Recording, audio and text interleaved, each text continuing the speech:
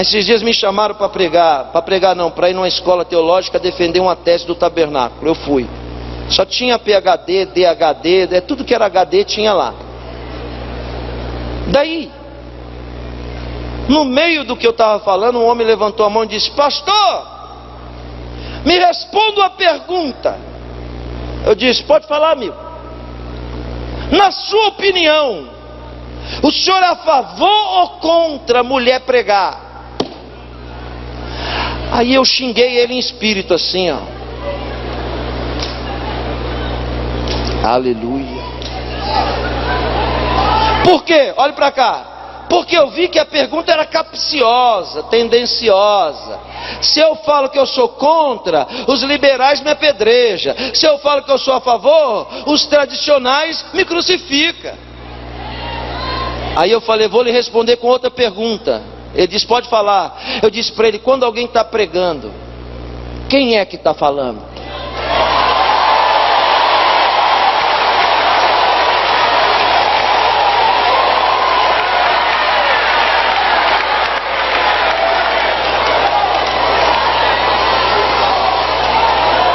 Aleluia.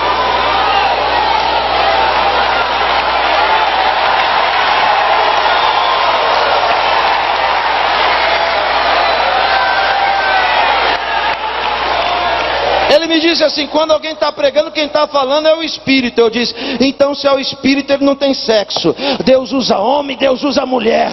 Deus usa homem, Deus usa mulher.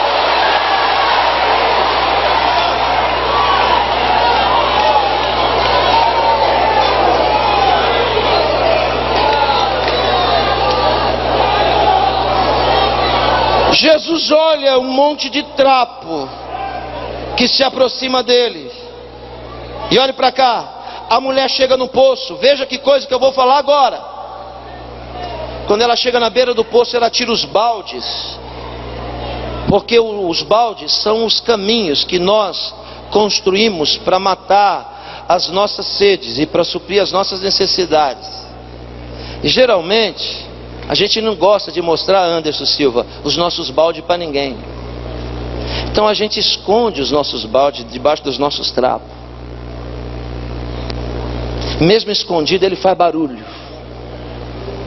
E aí, ouça, quando a mulher chega na beira do poço, ela puxa os baldes e começa, ó.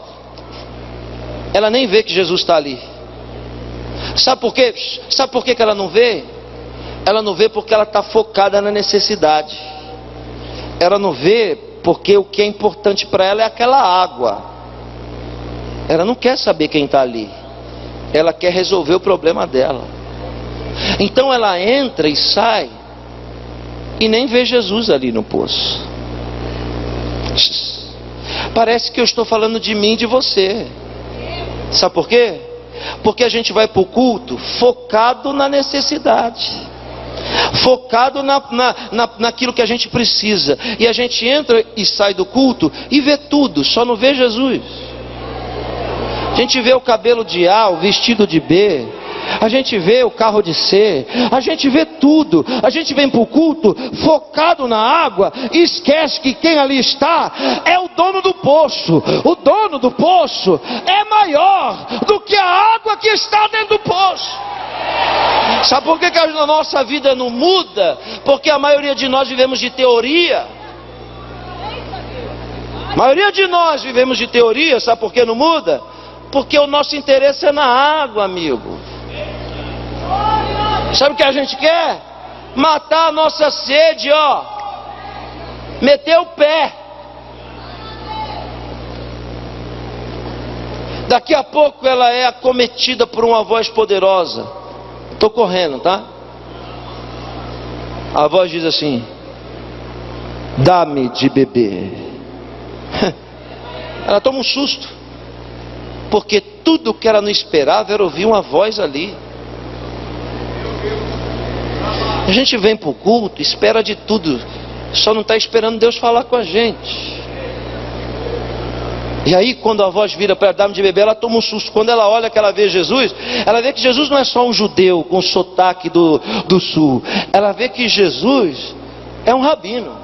E ela sabe Está aqui, ó, no enlatado, na comida enlatada que ela comeu a vida inteira. Está aqui, ó. Ela sabe que os rabinos ensinam as crianças na sinagoga a odiar samaritano. Então quando ela percebe que Jesus é um rabino judeu, ela já saca todas as armas que ela tem e começa a atirar em Jesus, dizendo: como ousa falar comigo? Se a terra que você está não te acolhe, você não sabe, rabino, que judeus e samaritanos não se falam? Que existe um abismo entre nós? Sabe por quê? Olha o que eu disse no começo da mensagem. Porque vocês dizem que o lugar de adorar é em Jerusalém, e nós dizemos que é aqui. Está dizendo que Deus é samaritano, está dizendo que Deus é judeu, que Deus tem um rótulo. É isso que ela está dizendo. Jesus olhou para ela e diz assim: se tu soubesses quem está te pedindo, se você soubesse quem está falando com você. Está chegando um dia em que não vão adorar só aqui ou lá, mas que o Pai vai levantar verdadeiros adoradores. Isso quer dizer que tem adorador que adora de mentira. Ele diz: verdadeiros adoradores, eles adoram em espírito.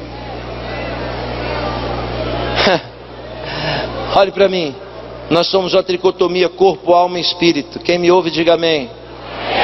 É uma luta desleal, corpo e alma contra espírito. É desleal porque o corpo tem tendência da terra, veio da terra, e a alma controla todos os nossos desejos. A alma controla as nossas faculdades mentais, como por exemplo a memória. Por isso que nós, porque o espírito não tem acesso à nossa memória, por isso que a gente não se lembra de onde a gente veio. Ninguém aqui se lembra direito 10 anos, onde estávamos 10 anos antes de nascer. Ninguém sabe. Por quê? Porque o Espírito, que é a eternidade dentro de nós, não tem acesso a essas faculdades. Quem está me ouvindo diga amém. Então a luta é desleal, alma e corpo contra o Espírito. Só que quando estamos no culto e sentimos a presença do Espírito Santo, isso chama-se comunhão. É em grego koinonia, ou seja, o nosso espírito que está aqui dentro entra em contato com o Espírito Santo que está fluindo aqui, e aí a gente começa a gemer com gemidos inexprimíveis. É o nosso espírito que está chorando e gemendo. Por quê? Por causa da comunhão. Ele está se lembrando de onde ele veio, do céu. Por isso que a gente chora na igreja. O que é adorar em espírito? É diferente de adorar na carne. Porque na carne a gente adora assim, ó. Aqui, ó. Na garganta, ó. Mas quem adora em espírito, às vezes nem fala. No espírito, a adoração é aqui, ó. Nas lágrimas que rolam no rosto. Essa é a voz do Espírito, a lágrima, ó. Quando você adora em espírito, não tem como não adorar em espírito sem chorar na presença de Deus. Eu nem sei quanto tempo você não chora na presença de Deus. Mas o que eu quero lhe dizer é que se você não chora na hora do culto, você está adorando na carne. Porque quem adora no espírito não consegue ficar sem sentir a presença dele e não chorar.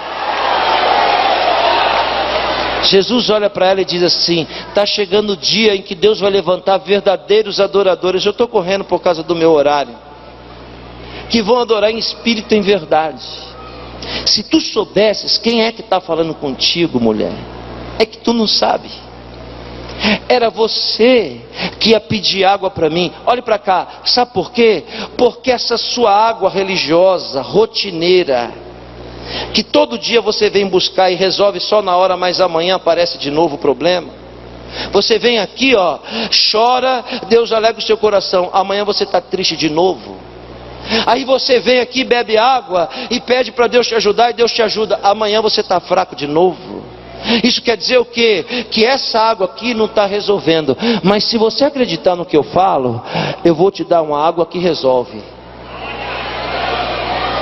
A mulher olha para Jesus, acha ele ousado e diz: então senhor, como é que o senhor vai me mostrar essa água, se nem balde você tem?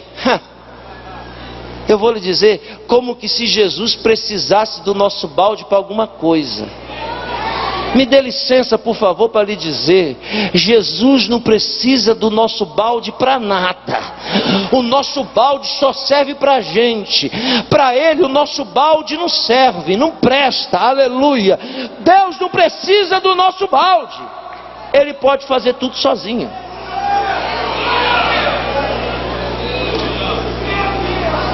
Eu vou te mostrar uma água. Ela olha para mim e disse: então me mostra dessa água. Essa água que Jesus oferece para ela é aquilo que nós precisamos aqui hoje. O nome dessa água é uma experiência. Olhe para mim.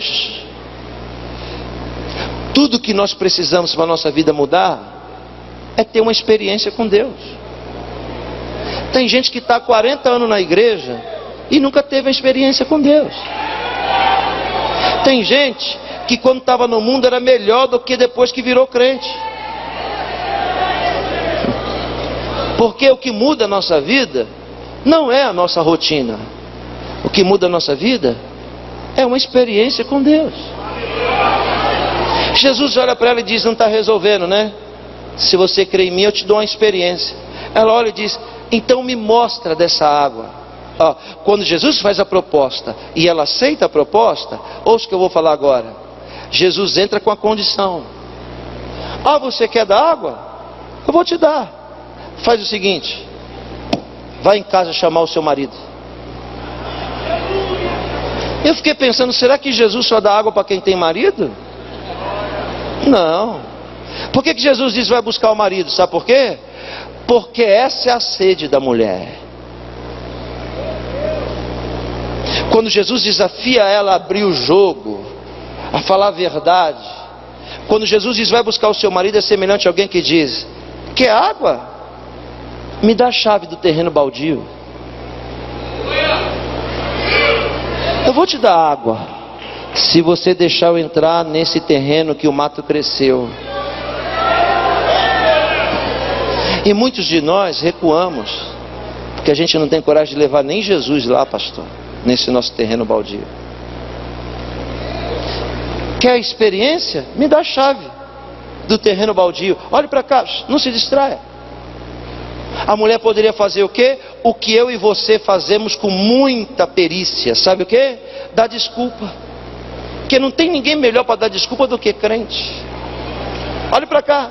Aqui, ó. A mulher poderia dizer assim: meu marido. O meu marido. Sei, o meu marido. Meu marido. Sei. Meu marido não está em casa, ele trabalha embarcado na Petrobras e ele não pode vir. Sabe o que Jesus ia dizer? Não vai trazer o marido? Tá bom, outro dia eu passo aqui e a gente se encontra. Deixa a experiência para outro dia, para outra hora. Mas olhe para mim, existe uma coisa dentro de nós capaz de mudar a nossa vida, é a nossa sinceridade. Quando Jesus disse para a mulher assim: vai chamar o seu marido, ela abaixa a cabeça, cria coragem, que é o que a gente precisa. E diz assim: sabe o que é, Senhor?